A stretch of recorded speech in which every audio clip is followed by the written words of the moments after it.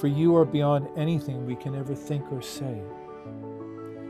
And yet, this servant cannot stop trying to express your beauty in every moment. If you're thirsty, don't ask Allah for water.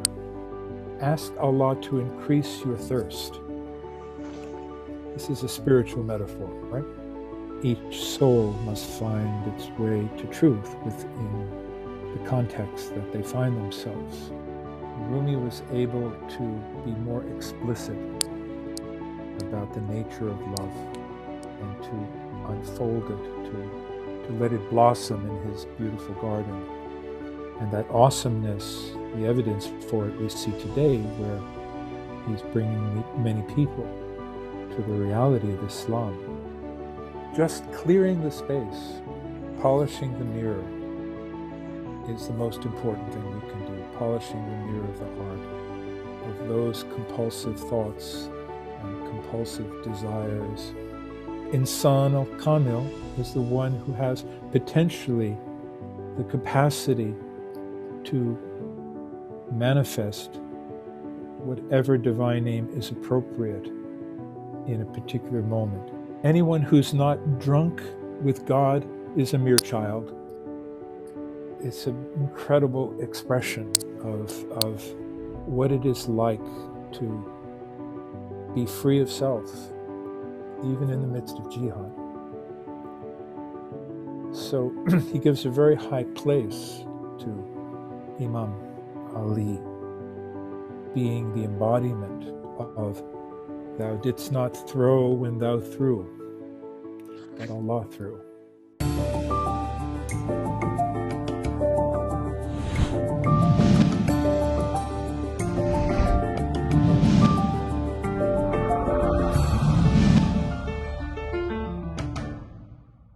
بسم الله الرحمن الرحيم. السلام عليكم ورحمة الله وبركاته. نرحب بكم في سلسلة حوارات فكرية ومعرفية على قناة حيرة. In this interview, we are interviewing Dr. Sheikh Kabir Helminski from the United States. And Dr. Kabir is a scholar in Sufism and Jalaluddin al-Rumi. He is also an important translator of Rumi and Sufi literature to English. And he has developed several programs to study and practice Sufism and spiritual psychology. He also published several books, such as Rumi, The Path of Love, Rumi, Daylight, The Vision of the Quran, and this book that I'm holding now, Living Presence, A Sufi Way to Mindfulness and Essential Self, or this is another book. This book is called The Knowing Heart, A Sufi Path of Transformation. So Dr. Helminski is currently in the States focusing on Sufi music, writing, and spiritual teachings and lectures. And he has an interesting YouTube channel, which is called The Threshold Society. I think, Doctor, you're in California, or? We're in Louisville, Kentucky. We did live in California for a number of years, and now we're in Louisville, Kentucky. So welcome, Doctor. It's a pleasure having you with us today. Thank you. Thank you so much for your invitation, Hadi. In the beginning, I'd like to ask a personal question. So I'd like to ask you about your personal journey toward the academic studies or toward spirituality and Sufism and Jalaluddin al-Rumi. So how your path started from maybe childhood or from teenage age until you reached to this situation where you have much interest in Sufi studies and in teaching people such spirituality. Thank you, Hadi. So I was raised as a Catholic, and from a fairly early age, I had an interest in spirituality. I think as early as the age of 12, I can remember reading a book by Thomas Merton called Seeds of Contemplation. I didn't understand very much of it, but my heart was drawn to it. When I went to university, I studied world religions and focused on Far Eastern traditions. I studied Sanskrit, and I did a thesis on Buddhism.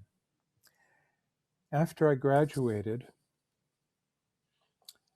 I moved to California, and I was interested in writing and music. I postponed going to graduate school. In fact, I postponed it forever. And little by little, I was drawn into the actual practice of meditation in a number of Far Eastern traditions. And eventually, I felt that something was calling my heart, that the teachings of the Far East had been very useful for developing self-awareness, what today people call mindfulness. But my heart was longing for something more, and eventually that brought me to Sufism. And my first and most important connection was with a Turkish sheikh whose name was Suleiman Dede. And he was my connection to the tradition of Rumi, to the Tariqa of the Mevleviya. So that all started for us, and I include my wife in this, around 1980. And from that time on, we would visit Turkey annually and meet with different shuyukh there and continue trying to assimilate this teaching and this practice, and as much as we could to share it with friends in America. So that's the short version. Also, I began as a poet, and that naturally led me to reading Jalaluddin Rumi and attempting to translate him. Translating Rumi and learning Persian were simultaneous for me because I found a teacher in a small town in rural United States. And I said, I brought a book and I said, if you will teach me, tutor me and my wife, I'd like to start here. And I had a book of ghazals of Rumi in Persian, and we just dove into it, studying the language and translating at the same time. So that opened the door for us. And little by little, of course, it was obvious as we understood Rumi that he was rooted in the Islamic tradition, and that became our spiritual home. Alhamdulillah. So you entered the Persian language through Rumi, huh? So it's Yes. the most difficult language in Persian. Yes, yes. And through the what I call the wide open door of Rumi, wide open to all of humanity, very easy to enter in a way. Walking through that door, we found a beautiful expression of Islam. And we could see the relationship between this beautiful Islam that we learned from our sheikhs and Rumi's ecstatic love for the generosity and intelligence and guidance of Allah. So it was a beautiful introduction to Islam, and a particular introduction because it focuses on love and ashq as a transformative power, as a fundamental attribute of existence that if we could experience and cultivate, it would naturally lead us closer to God. Doctor, if you can recall or remember, what was your first encounter with Rumi, or the first time you found the light of the Rumi penetrating your heart, or in the beginnings, or something that you felt that started the transformation in your spiritual journey? Well, there were hints of it in the literature, but it was when I met a man at that time, 80-something years old, the sheikh from Turkey, a very humble, in a way, I can't say ordinary man, because he was ordinary in the sense that he was modest. At the same time, we experienced in his presence the reality of love in a way that we had never experienced it. And it was at times overwhelming and difficult to explain. As I said, he was very ordinary and he was very unsentimental. He didn't try to stir our emotions, but from him, something was radiating, and it was very often that just sitting with him, talking with him, that tears would come to our eyes. We didn't even quite understand why. But it was a feeling of being loved. It was a feeling of being in this immense cosmic love. And we'll call him Dede. That's the title given to those who have matured on the Mevlevi path. And Dede was always saying, it's Mevlana, I'm nothing but a faithful dog at the threshold of Mevlana or Maulana. And he would point to Rumi. And eventually when well, of course, Rumi was also pointing to Shamsi Tabriz. When we finally got around to reading the makalat of Shamsi Tabriz, we saw that Shams was also pointing to Prophet Muhammad, peace be upon him. And there are no Sufis that I can think of who express their love for Prophet Muhammad more than Shams of Tabriz. So we began to see this as a very direct lineage, an expression of love that originated with the Prophet, peace be upon him, and continued through Shams, and who transformed Rumi to make Jalaluddin into Maulana. And Jalaluddin being the person, Maulana being almost a cosmic function of someone who is living so much in haq that what he speaks, what he writes, is a pure expression of the beauty and generosity of haq. Interesting, Doctor. And through this long journey with Islamic Sufism and mysticism and the light of the Prophet Muhammad and sayings of Jalaluddin Rumi, any certain spiritual experience that you'd like to share, or by living these realities of love and wisdom of Rumi, by reading it, so you've undergone a certain spiritual experience I'd like to share, different than the everyday encounter with Rumi? On the one hand, it's a difficult question to think of specifics more than I've already said. But so this is more of a general experience that I've also heard expressed from other people.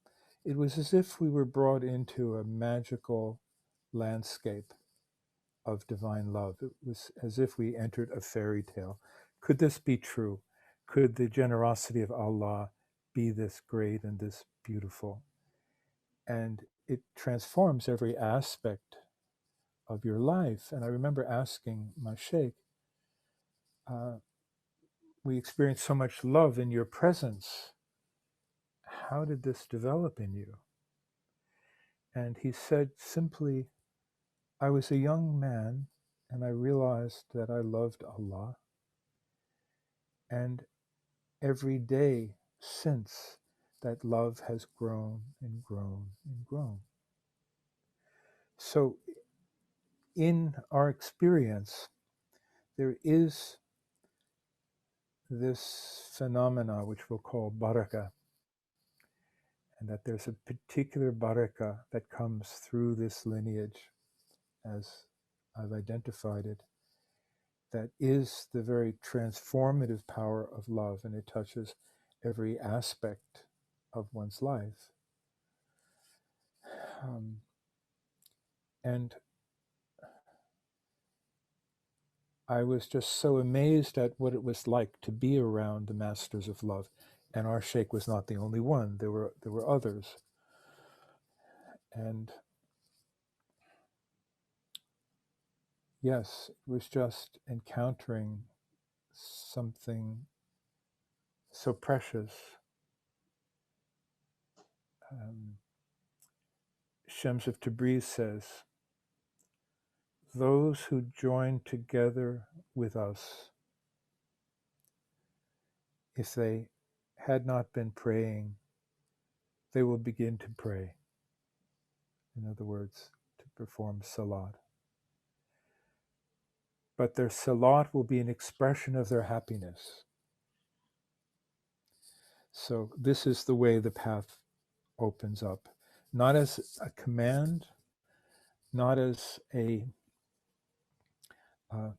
command of the religion of fear that threatens you, do this or else, but as an invitation that you cannot refuse. And more, the idea of worship, of ibadah, became deeper and more meaningful for us, not just in the particular form of salat, but in more and more aspects of our lives. If we remember Allah, then everything can be made holy. Sheikh Kabir, I'd like to ask you about faith, but you took us to the very beautiful oceans of love, so maybe you can relate also. So if I can keep my question in this way, so faith normally by many, maybe Muslims or scholars or spiritual people, is presented as a rational justification or a conceptual understanding, or that people try to particularize absolute realities with concepts also.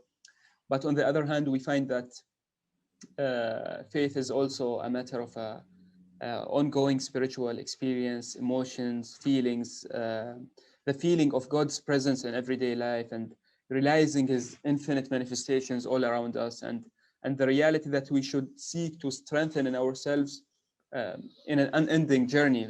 So if we can say, so how do you perceive this reality of faith? Because people would say that faith means that God is one and God is the creator, and it's a set of sentences. On the other hand, you're talking about faith as love, which transforms a person, which brings light, which brings fire. So how you can explain this reality? Thank you. This is such an important subject, Hadi. Often, Iman is translated into English as belief. This is a mistranslation. People have all kinds of beliefs, and belief is just a very superficial aspect of what Iman should be. Well, I think we could define Iman as the awareness that we're living in a spiritual reality, that the nature of reality is fundamentally spiritual. And this is not just an intellectual, or not primarily an intellectual concept. It is an experience of the heart. It's the heart, the qalb, that can know existence qualitatively, can experience value, and therefore can experience all the sifat of the divine reality. We have this heart. This is our most important instrument of knowing, of knowledge, of marifa. And real marifa, faith comes from marifa. And marifa is that spiritual knowing, spiritual perception. And Rumi was a great teacher of spiritual perception. If you look at his مثنوی and view it with this lens, you'll see that he's constantly helping us to perceive the spiritual nature of reality, to perceive the way the divine gives purpose to human life and how divine mercy penetrates human life. And it is so enriching and it is comforting for the heart. In the end, it's a source of trust, of patience, and of many other virtues. So Iman is above all a matter of spiritual perception.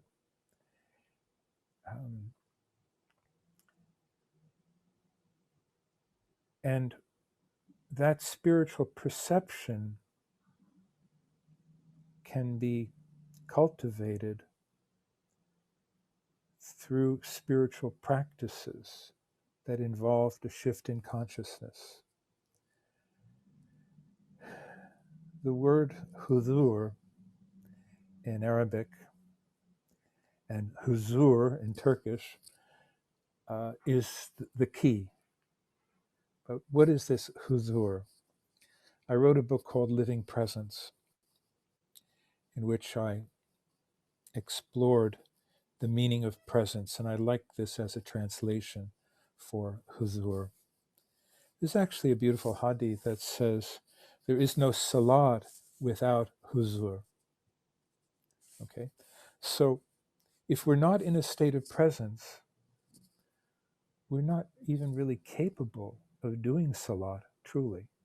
We may be going through the motions and thinking about it, and it's not that it's worthless, but it is not yet what it's meant to be. It is not fulfilling the reason why we have been given this practice of salat. So, what do we mean by presence?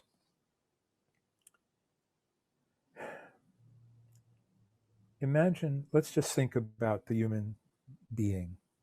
We have thoughts, we have emotions or feelings, we have physical sensations, and everything we do with our bodies. So right there we have three modes of experience, all of them quite distinct. The mental, the emotional, and this physical.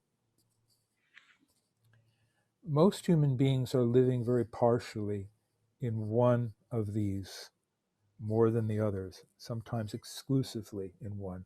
There are some people who are so in their heads that they almost are not aware of their bodies and not even connected with their real feelings. They're just conceptual.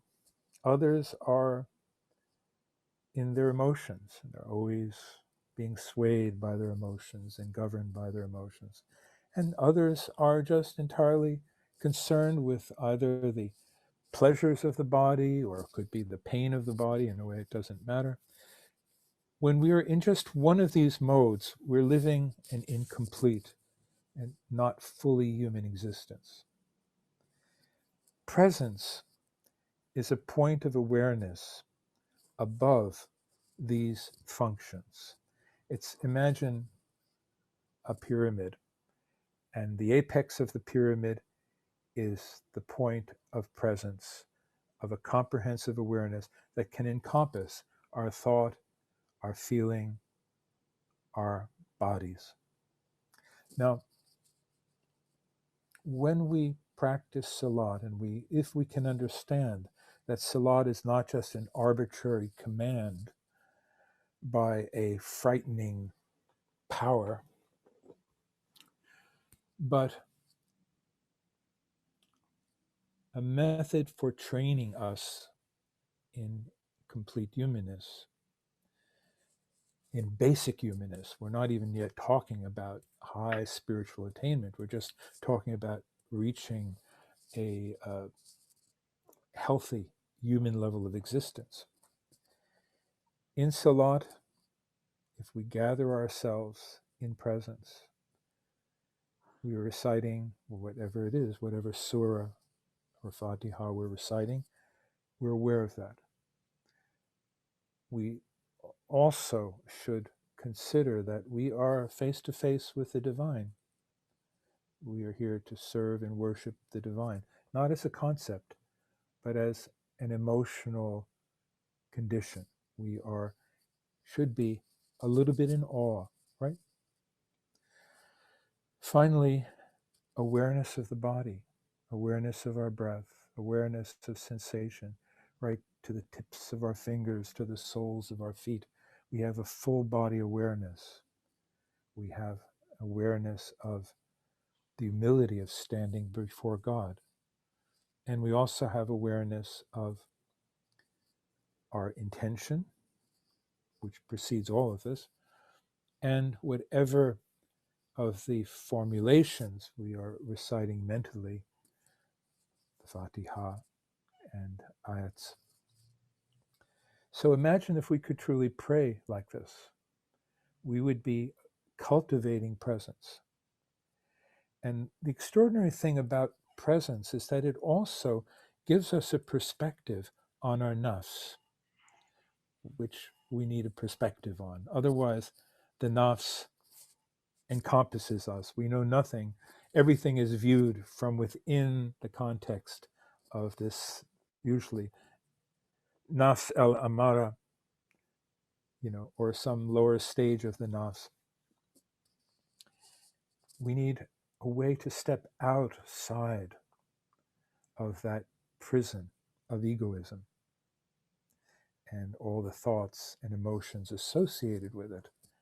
Presence is that step outward. It is the gaining of perspective. And then our deen can become real, our iman can become more real, because it is not just an attribute of our own egoism. When religion becomes an attribute of our egoism, we have arrogance, we have judgment, we have fault finding, or we have the opposite. We have, we blame ourselves, we live in shame because we're not doing it well enough, and so on and so forth. All of this is nonsense. We simply need to move to that level where we are witnessing our own experience. We become a shahid. We become more of an objective witness to the experience of our life. We see our faults, and maybe we see some positive qualities for which we thank God. But we have a new vantage point, and we learn to live in that vantage point. We learn to cultivate that presence. It's not easily attained. In truth, most people who haven't cultivated this experience, haven't cultivated this perspective, will be fortunate if they have even moments in this state in the course of their day. But if we have even some moments, we can begin to expand those moments, and we can begin to cultivate that quality of being, which is very difficult to maintain in today's technologized synthetic world, this worlds of virtual reality where we forget our own breath, we forget our own physicality, we lose the connection to our hearts, and instead we're just living in reaction and thought and fear, anxiety, alienation, etc. So you talked about egoism. So how can the role of love, or the centrality and the light and fire of love, wash the dust or the vices of the heart? So we have a centrality of love which comes and washes the heart. Yes, thank you. Absolutely. This is not something we need to do exclusively by our own will. Love is the very nature of existence. Love is the nature and the reality of haq. So just clearing the space, polishing the mirror, is the most important thing we can do. Polishing the mirror of the heart, of those compulsive thoughts and compulsive desires and preoccupations with the body, just to clear some space. That's when love can enter. Once love enters, then we realize it's our responsibility to cultivate that love in every way that we can. But love is the primary agency. Love is the power of the divine. It is the manifestation of a ruh, of spirit. And that love is everywhere and it's in everything. And it's really not so hard to find. We just need to find the ways that we have been blocking it. And we need to perceive what's in the way of that love.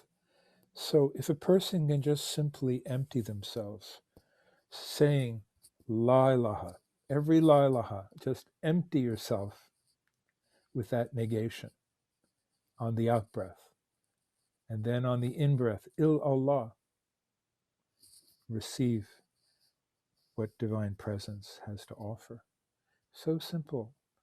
La ilaha on the out breath, Il Allah on the in breath. You can do this anywhere, anytime, silently, consciously. And the more you live in that Il Allah and the more you empty with La ilaha, the more very naturally you will be filled with the Rahmah, the grace of God. Now, I also mentioned Baraka, this mysterious something, and why is it that it seems to flow through certain channels more than others? And having experienced more than one of the great sacred traditions of this earth and respecting them, I can still say that from my own experience, the baraka of love that I've experienced from the sources of our tradition, let me just say it that way, seems to be quite unique. It's as if, and I'm one for foreseeing the unity of religions, the unity of divine manifestation, and not entering into comparison or division. But nevertheless, the quality of love that I personally have experienced from these channels within our own tradition seems to be somehow unique, quite extraordinary and beautiful. And the kind of human being that's produced in this tradition, those who can embody this hub, this love, are a special kind of human being. And it's not so rare. There are many people in this ummah who have that quality. So Sheikh, you're talking about knowledge by presence, which we call in Arabic al-ilm al-huduri, or al-ilm al-laduni, or in the ayah of Khidr, ilmun min ladunna, or the al-ilm al-ilhami. It has several names. So this is very special to very high saints such as Ibn Arabi and Rumi and those people who had wisdom in their heart and they expressed these wisdom in their writings and in their poems. Or no, it's attainable for any truth seeker or any person who would like to enter this path. Sometimes some people have, through their words and actions, have made the divine seem much more distant than it is. The divine loves to be known. The divine offers itself generously to every human heart. So all of those phrases that you just mentioned, I know when you say ilmi laduni, it sounds like something so remote, like way up there somewhere in some ethereal universe. But really, that presence is here right now. It interpenetrates all of existence. How could it not? So we don't want to, we want to be honest with ourselves and recognize how far away we are sometimes from this hudur. But at the same time, when we can be present, the divine is fully present with us and we are designed for this. We are created for this. This is the purpose of life, to know this while still conscious in this life. So let's not push Allah away. Let's not imagine that somehow only the prophets and the saints know this, that we must know it. Each of us must trust and give thanks for whatever degree of this presence we ourselves experience. Now, I want to share, you had asked about fitra, and in a way, I'd like us to consider some ayats in the Quran, in Surah Rum, beginning with ayat 30. This is an extraordinarily important ayat. So if you have the Quran available, could you read that to us in Arabic? Sure. It says from the beginning, فأقم أعوذ بالله من الشيطان الرجيم بسم الله الرحمن الرحيم فأقم وجهك للدين حنيفا فطرة الله التي فطر الناس عليها لا تبديل لخلق الله ذلك الدين القيم ولكن أكثر الناس لا يعلمون. I guess you mean فطرة الله التي فطر الناس عليها. Yes. But this whole passage is quite extraordinary. And I'm going to share one possible translation, and I've translated this many ways myself, but let me just give you one version. Turn your face toward the essential religion. That's what I'm calling the Dini Hanifan.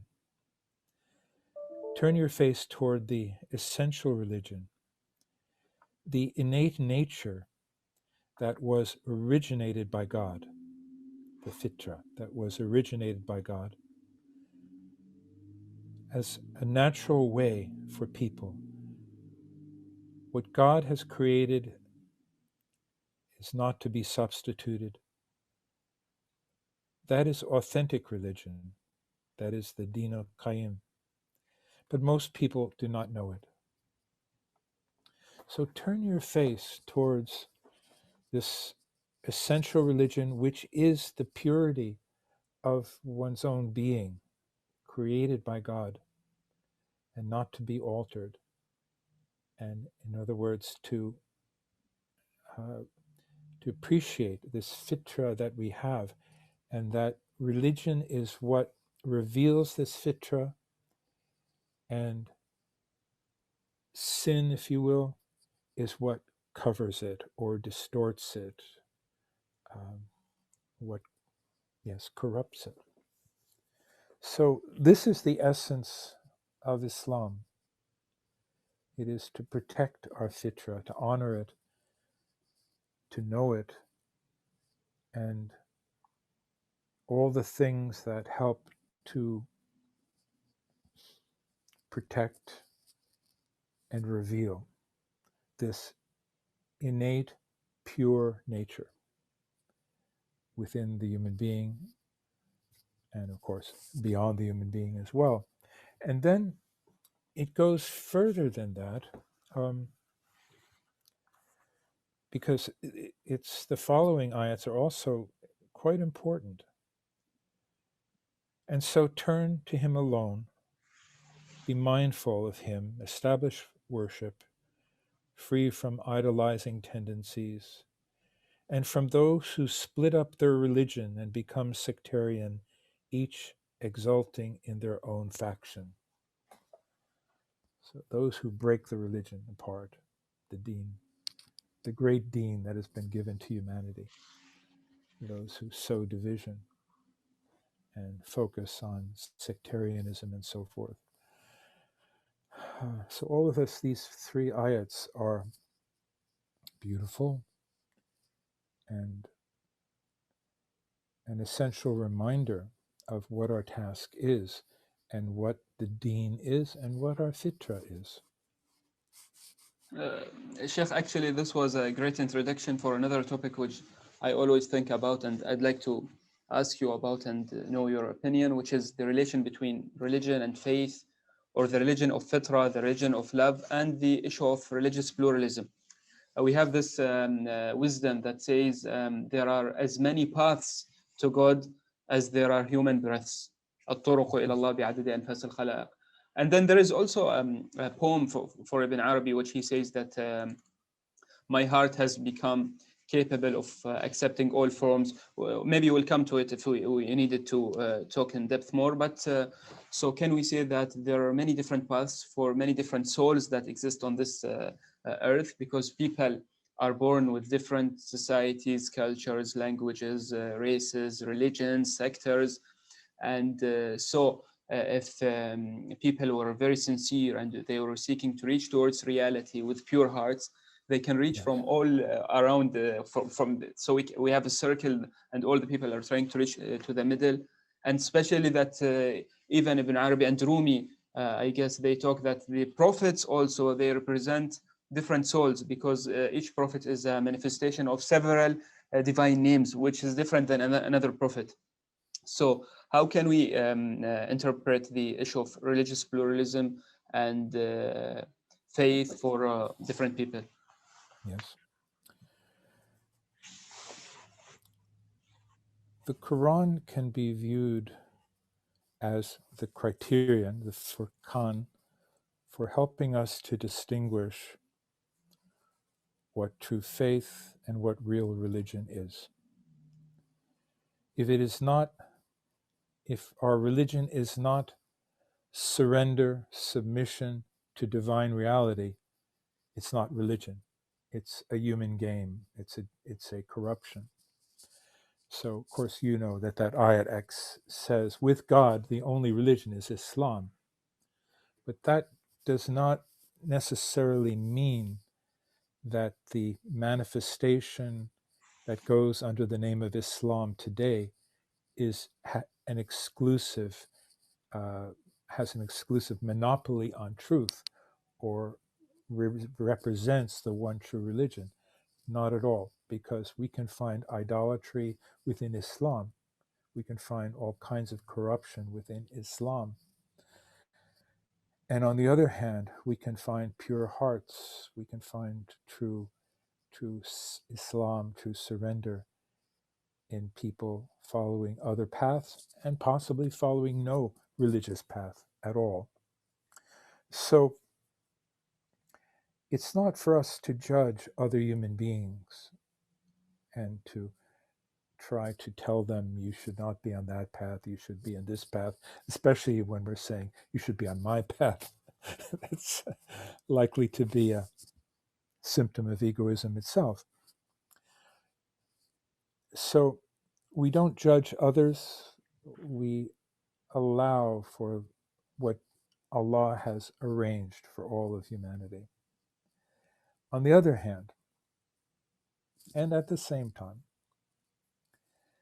there is this furqan, and the Quran can help to apply the criteria to within Islam, for instance, and to other religions, that there is the problem of the corruption of God's religion, whether it's called Islam or Christianity or Judaism or Hinduism or whatever. All of these religions suffer from corruption to various degrees. So what we should be searching for within ourselves is this pure Islam, free of corruption. And we may meet allies who seem to be nominally in other religions, and yet may be very close to us through their sincerity, through the purity of their hearts, through their love of God. So I feel that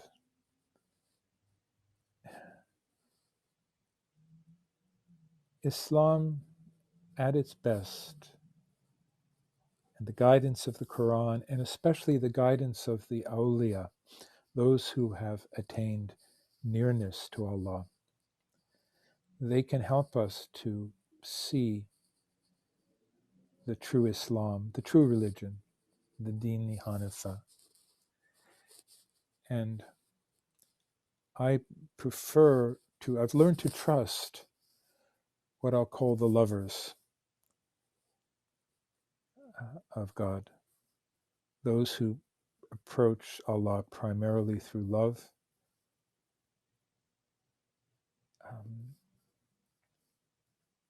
who embody that love. I prefer to hear the guidance, hear the interpretation of the Quran from these lovers, from these knowers, from these arifs.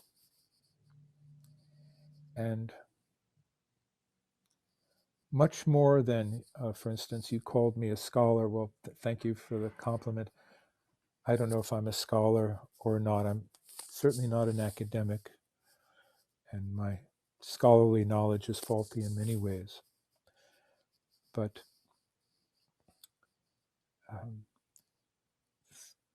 if the scholars are focused primarily on conceptual matters, on the realm of ideas, and do not balance it with practice, with actual experience, then I'm not so interested in what they have to say. And for instance, we need marifat above all. And there's a saying of Imam Ali, he says, the greatest marifa is the marifa of the nafs, to know ourselves. And this kind of marifa is a spiritual knowing. It's a knowing from a very high level. So I recall another hadith of Imam Ali when he says, he talks about al-alim al-rabbani. He doesn't talk about a thinker or a muf'at. Al-alim al-rabbani, and he talks that his knowledge is from his basira, or ayn al-qalb, or what he calls. Sheikh Kabir, I was reading in your book, so in this topic also we encounter the issue that when we read Quran, we find that Quran is a message of love and respect to the wisdom that manifests in all religions, in all traditions, because he mentions many different prophets. But at the same time, we find in Quran the issue that the final religion is Islam, and it abrogated other religions. So, and also the issue of guiding other people towards the truth that you feel or you think or you experience, that it's the true path. So how come the same time we respect all other seekers towards God and all traditions that represent sacredness in a way or another, but at the same time we say that Islam is the final religion, or it's a better interpretation of God, or it's a better path. So, and we like to guide others towards the path that we feel it's most interesting or a better one. Hadi, the subject of abrogation is a complex subject, and I don't necessarily agree with the idea that Islam has abrogated all other religions. So the subject of what is abrogated and what isn't, I don't feel qualified to enter into a detailed discussion of that. I have studied it, I've even written about it, but I don't have the necessary ilm right at my fingertips here right now. I actually don't think if it's an important subject, it's important in this sense, in that it gives us some criteria by which to know the truth for ourselves. For example, in Christianity, they believe that Jesus is God. Well, clearly, we don't have to accept that belief or encourage it, nor do we have to argue with it or fight it. It's not our problem. But for ourselves, we know better. In that sense, yes, it has abrogated the distortions of and corruptions of earlier phases of religion. But now we have those corruptions and distortions within Islam itself, widespread. So who's going to abrogate that? The religion of love, the madhabi ishq. And which we will find with the awliya. We'll find that guidance. There's plenty of beautiful guidance. And even Arabi said it very well when he said, my heart has become capable of all forms. I am a pasture for gazelles. I'm a temple for idol worshippers. I'm a monastery for monks. I'm a Mecca for pilgrims. Wherever love's caravan goes, I follow. Okay. So he said, my heart has become capable of all forms. In other words, my heart can see the truth in these different forms. And so that's a beautiful station. And it's a blessed maqam.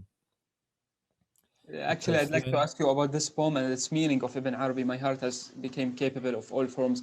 So does Ibn Arabi here is talking about universal spirituality, or his understanding and realizing all different religious experiences that happens in the hearts of different people, because he's in a very high level, so he can see all different spiritual seekers? Or how do you understand the poem?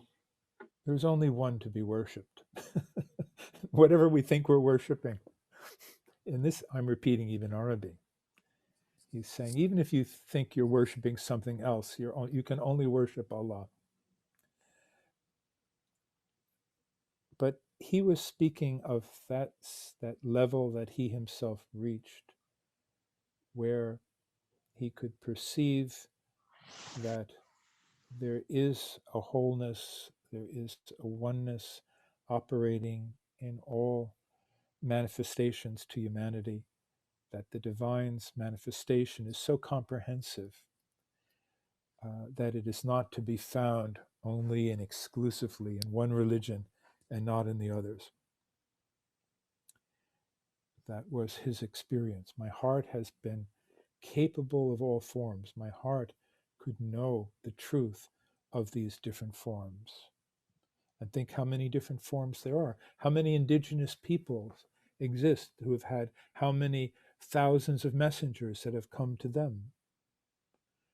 They look strange to us, their rituals, their way of life. But are they not under the shadow of divine grace? Yes, they are. And each soul must find its way to truth within the context that they find themselves. So Ibn Arabi was himself, maybe there's a question behind your question. Ibn Arabi could say this, and at the same time, Ibn Arabi devoted so much time to talking about even Sharia, his concept of Sharia. It's an expansive, deep concept of Sharia, but he talks about it all the time. And he even says, for instance, when Jesus comes, you know, at the end times, he will be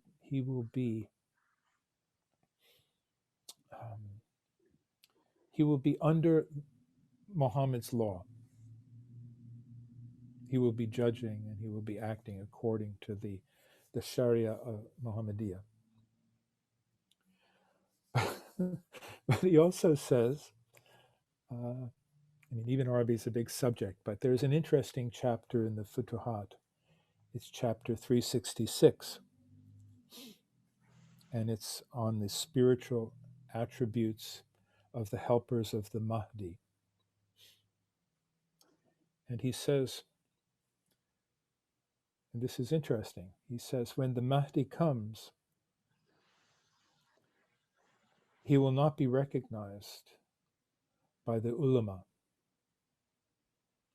He will be recognized by common people and by those with direct unveiling. And why will he not be recognized by the ulama? Now, Ibn Arabi says this. I'm not saying this. He says this. He will not be recognized by the ulama because the Mahdi will judge as Muhammad would judge. If so, why is it that the ulama don't recognize the judging of the Mahdi? Interesting that he should say that. I think it implies that something's been lost.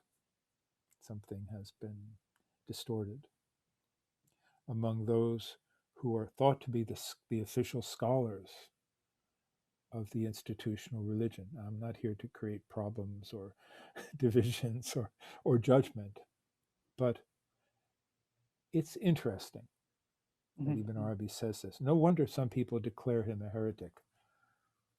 I don't know if he is or isn't. And I'm also not trying to say that, I'm not trying to make the case for or against a literal figure of the Mahdi entering human history. I don't know if the Mahdi will come as a commanding figure with an army, or whether the Mahdi, the rightfully guided, will come as a spiritual state for humanity. So I like to get back to Rumi, who speaks so purely about divine love and the heart. As I was reading from your book, so as a conclusion to the pluralism part in our talk, so we can find in all traditions and religions that there is on one side an understanding which is limited to historical bias, cultural boundaries, egoistic identities, narrow understandings, dogmatic beliefs, layers of corruption, which covers the real sound of divine revelation. And then on the other side, we can find the path of love and wisdom, which takes people to the love of God, faith, wisdom, and the real wilaya and the path of awliya. Yes. So we can divide the paths of people in these two sides, and we can find this all over societies and religions. I don't know if you agree yet. Yes, absolutely. Yes, I agree.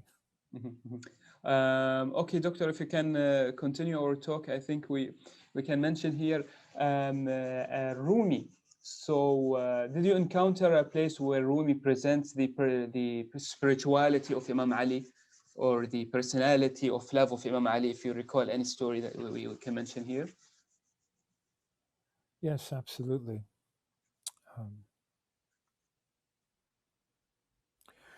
It's interesting that, okay, in Rumi's Mesnevi, which is 6 volumes, 6 books, and the books are a progression of spiritual levels, both over the 6 books and even within each book. At the end of book 1, and book 1 in some sense encapsulates the whole of the spiritual journey, Rumi chooses to end it with a story of Imam Ali in battle, where the famous story where Imam Ali, may he be blessed, throws down his sword and refuses to kill in anger because his opponent spat in his face.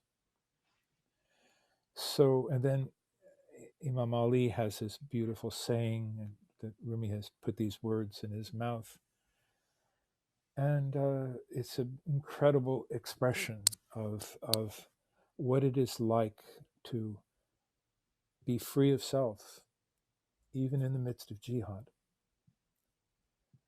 So he gives a very high place to Imam Ali being the embodiment of thou didst not throw when thou threw, but Allah threw. And then at the almost near the end of book 6, much later,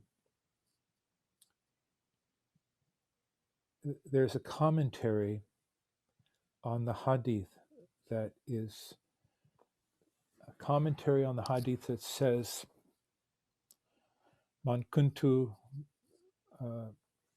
maulahu, whoever master I am, Ali. Yeah. Whoever I am the master of, Ali is his master. And this hadith, we believe, was spoken when Ali was still a very young man. And let's connect this to another beautiful hadith that says, you will not have true faith until you love for others what you love for yourself. You will not have true faith until you love for others what you love for yourself. Rumi comments on this in a most beautiful way, and he says that what the prophets, so the idea that the prophet, the devotion to the prophet himself, he wanted that same devotion for Ali. You don't truly have faith until you love for others what you love for yourself. The importance of the prophets, the prophetic example, and the revelation brought by Muhammad, peace be upon him, especially, is that the way of the prophets is the way of human freedom. What the prophets bring us is freedom. And so Rumi mentions this late in book 6 as a corrective, because some people have turned Muhammad into something very different from what he was. They lose sight of the prophet's flexibility. They lose sight of the fact that the prophet always focused on the essence of the matter, not on mere appearances and form. The true sunnah of Muhammad is a sunnah of flexibility and focusing on true intrinsic meaning. And he lived this. And something happened to Islam later. It was when a foreign element entered into Islam, especially in the late 2nd and 3rd centuries of Islam, when the scholars came under the influence of Jewish legalism. And in searching for a system of law, they borrowed so much from Jewish law, but they borrowed more than the law and the principles. In fact, the 4 principles of Sharia are exactly the same 4 principles of Jewish law. But a mentality entered into Islam that I believe is foreign to Islam and is not the sunnah of the Prophet. And the mentality that entered into Islam at that time is the notion of how do we please God. And this foreign mentality suggests that we please God by performing certain outer rituals in a precisely formulated way. And the focus is outward, much more than inward on the heart, much more than on our own sincerity. And it became a legalistic mentality that is also ruled by fear and judgment. And too often, people's attention can be turned outward, especially to saying, oh, he or she is not doing it right. And this exerted an enormous effect on the mentality of Muslims. And they don't realize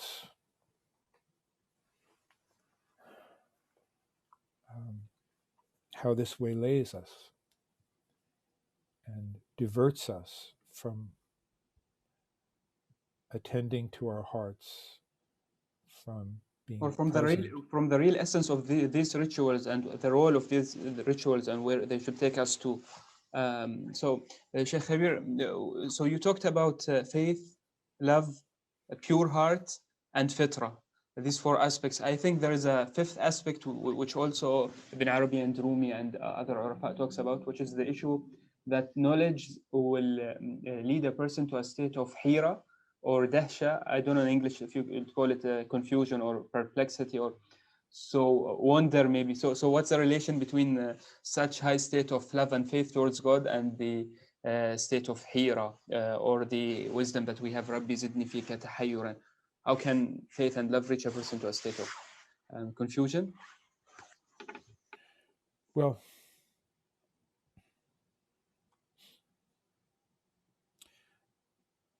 there may be a stage when the intellect is overwhelmed. Bewildered is a word sometimes used in English, because the intellect is overwhelmed, and what we thought we knew no longer seems to have the same, it doesn't convince us in quite the same way, because the divine sun is shining so powerfully that it blinds us.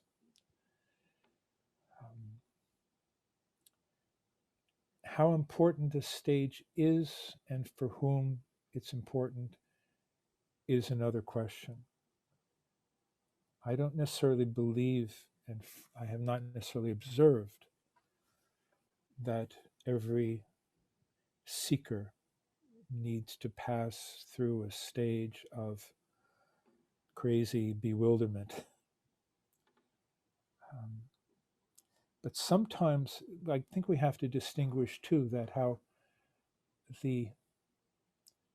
when we were filled with divine love, conventional values no longer make sense. All the values and strategies based on egoism no longer make sense to us. So Rumi expresses this very eloquently, when he says, I've tried conventional thinking for long enough. Now I will make myself mad. He says, give both capital and interest to the poor. Be at ease among dangers. And he lists a whole bunch of examples of how you throw away all the things that you use to protect yourself, all the strategies of the ego, just throw them out.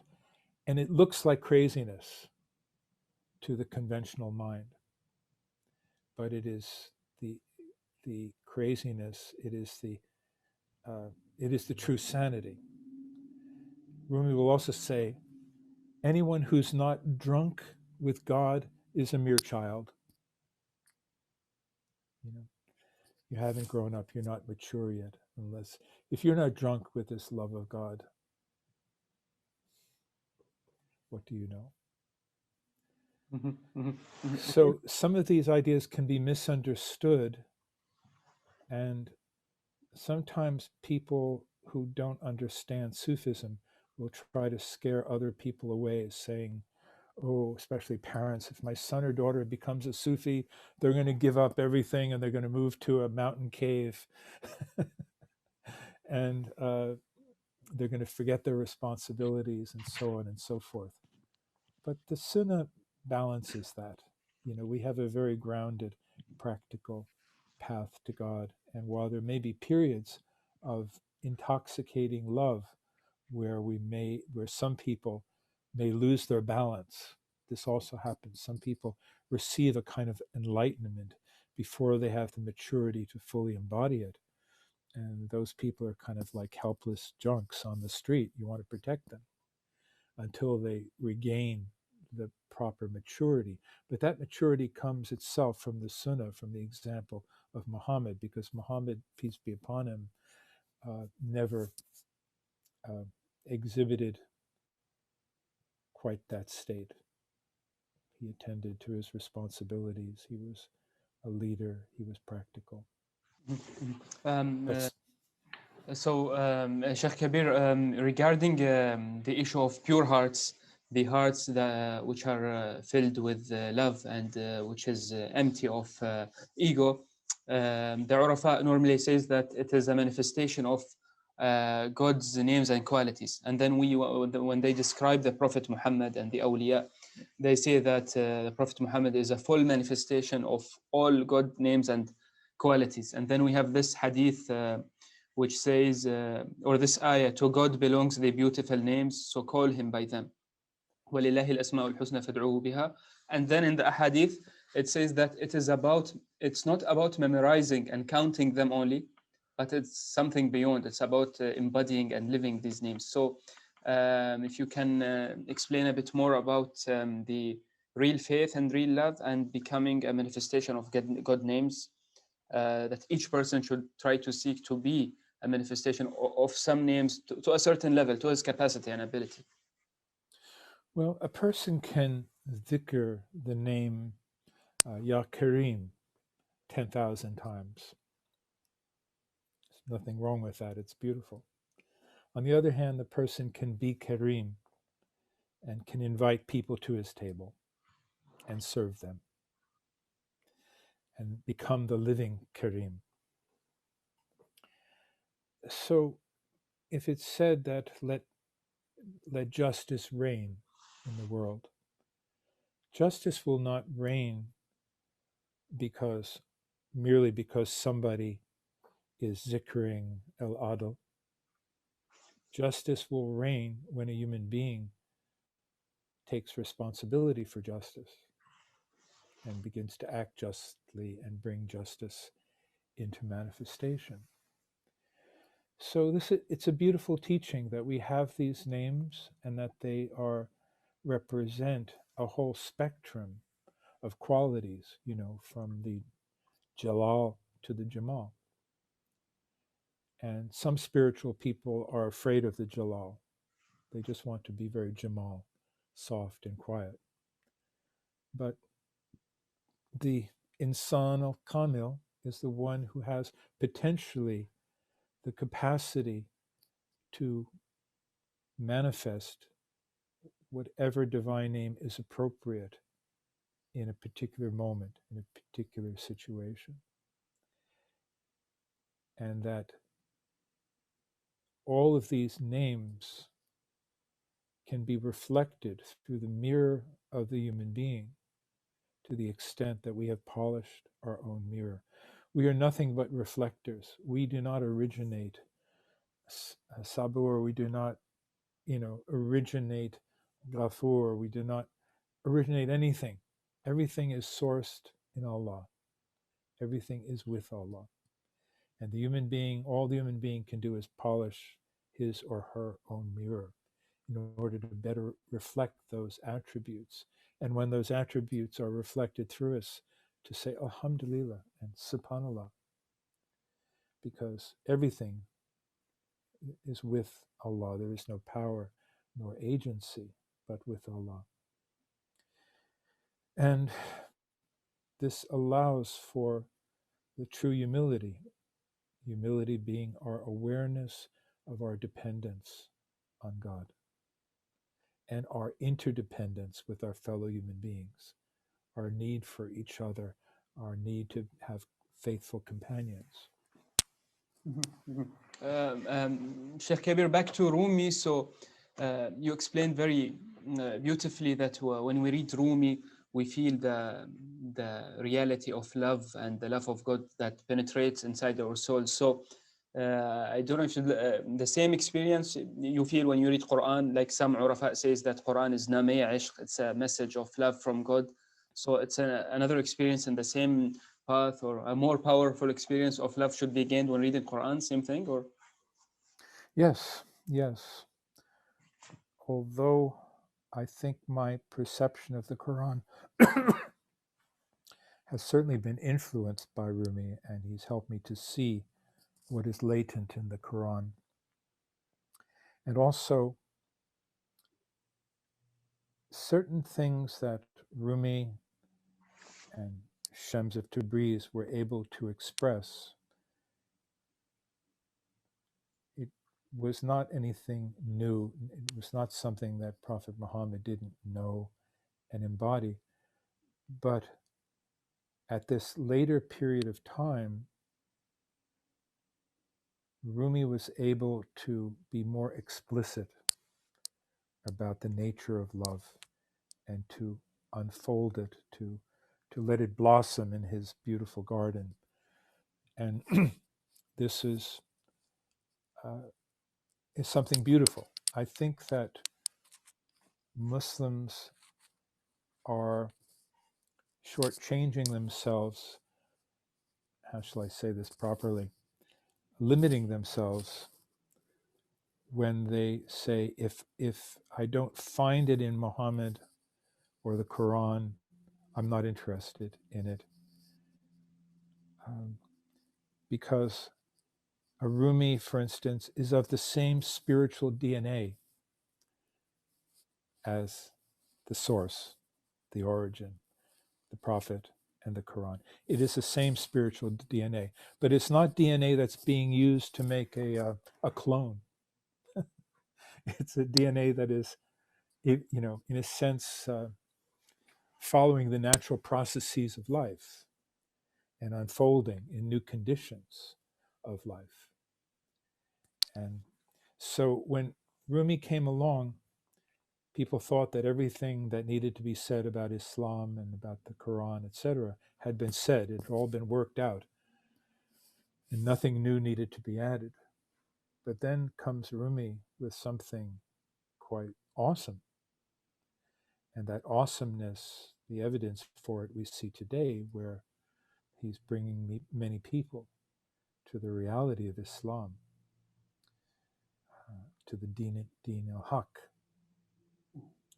Doctor, before finalizing, if you'd like to mention a very central theme in Rumi's spirituality and ideas, which we didn't mention until now, or if you'd like to read some of his poems or some of his verses and talk about a very central theme that we didn't cover until now. Yes, okay. Let me see, I was looking for a certain book here on my shelf, and sometimes my very own books are the hardest ones to find in my library. But I will share the concept. It may take me more time than we want to take to locate an example. But, we live in a world where there are many needs. We have many human needs. A very important idea in Rumi is that the universe, I'm quoting him now, the universe was created for answering needs. It sounds narcissistic and it sounds entitled, but in fact, he's saying that the fact that we experience need, especially spiritual need, through our yearning, this is the way existence is arranged in order that from that need, we give Allah the chance to satisfy our need and so to reveal his generosity. So Rumi says, for instance, abundance is seeking the beggars and the poor. that the beggars and the poor might be the mirror for God's abundance. Abundance is seeking the beggars and the poor who can be the mirror of God's abundance. Because we are poor, because we are beggars, that abundance can be manifested. So we have this yearning, and Allah is there to satisfy our yearning. Another way that Rumi says it is, if you're thirsty, don't ask Allah for water. Ask Allah to increase your thirst. This is a spiritual metaphor, right? So you pray, since Allah, yes, He is the creator of water that satisfies our thirst. But is our thirst just a trivial thirst, or is it a noble thirst? He also says, since Allah is the satisfier of our needs, don't be caught up in little mousy needs, like the needs of a little mouse nibbling for this and that. Pray to Allah to make your need something great and noble, so that Allah will have the possibility of satisfying that need by extending His generosity and His beauty to you. So this is how Rumi calls us to open up to this relationship of need at the same time, by raising our level of need, by polishing our hearts, in order that our very need becomes the reason why Allah can manifest His beauty, His generosity, His intelligence, and all of those qualities. Also, we have the ayah that wherever you see the face of God will be there. You mentioned this ayah also in the book. And Yes. And Doctor, such a pure and Islamic spirituality and mysticism, does it give a person a feeling of joy and happiness, and also in his daily life encounters, daily life interactions, so he feels another type of feeling in his life? Well, thank you. Now here I want to quote another poem, and this is from his مثنوی. It's in book 5, 3307. And I gave the title to this, You are joy and we are laughter. This section is a beautiful expression of how Rumi understood the divine. And on this spiritual journey, our understanding of the divine should mature, should go through levels of maturity and beauty. And so maybe this is a beautiful place to end our conversation. I really probably will have nothing to say after this. Oh my God, our intoxicated eyes have blurred our vision. Our burdens have been made heavy. Forgive us. You are hidden, and yet from east to west, you have filled the world with your radiance. Your light is more magnificent than sunrise or sunset, and you are the inmost ground of consciousness, revealing the secrets we hold. You are an explosive force, causing our dammed up rivers to burst forth. You whose essence is hidden, while your gifts are manifest. You are like water, and we are like millstones. You are like wind, and we are like dust. The wind is hidden, while the dust is plainly seen. You are the invisible spring, and we are your lush garden.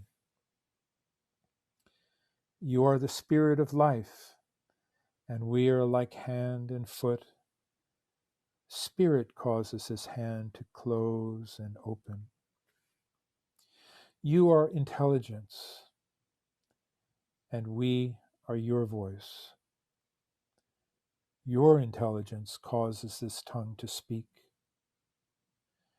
You are joy, and we are laughter, for we are the result of the blessing of your joy. All our movement is really a continual profession of faith, bearing witness to your eternal power. Just as the powerful turning of the millstone professes faith in the river's existence. Dust settles upon my head and upon my metaphors, for you are beyond anything we can ever think or say. And yet, this servant cannot stop trying to express your beauty in every moment. Let my soul be your carpet. Thank you, Doctor, for sharing all this knowledge, insight, and love, and your experience. Thank you for being with us and all this time that you gave us. Thank you, Hadi. Thank you for inviting me. Assalamu alaikum and Ramadan Kareem.